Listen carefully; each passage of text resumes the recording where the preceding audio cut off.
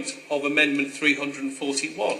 We had just had significant boundary changes at the election 6 months ago. And to be asking the people of this country to understand that we're going to redraw them all again, even for very good reason, is simply not commonsensical and simply not acceptable. Of course I will.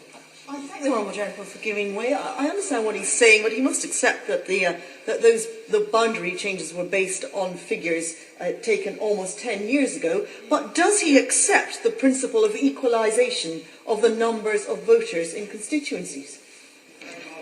Well, forgive me, Mr Bailey, but I think I just said that she clearly wasn't listening to my comments very well, because I just said that I support the principle of having more equal constituencies, and that's an aim that I do support. I personally also support many of the caveats in terms of commonsensical physical boundaries, which is the subject of other amendments, and some local determination, but I do support that as a principle.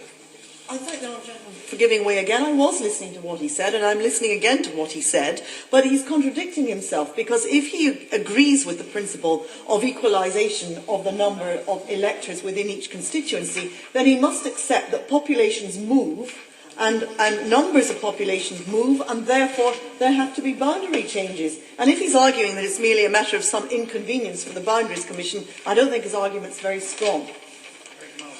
I think the Honourable Lady is probably the only person in the House that could possibly regard what I've said as any form of contradiction. But I'll tell you who's inconvenienced by boundary changes. It's the people of this country. It's the voters of this country, as well as members of Parliament, because there are constituents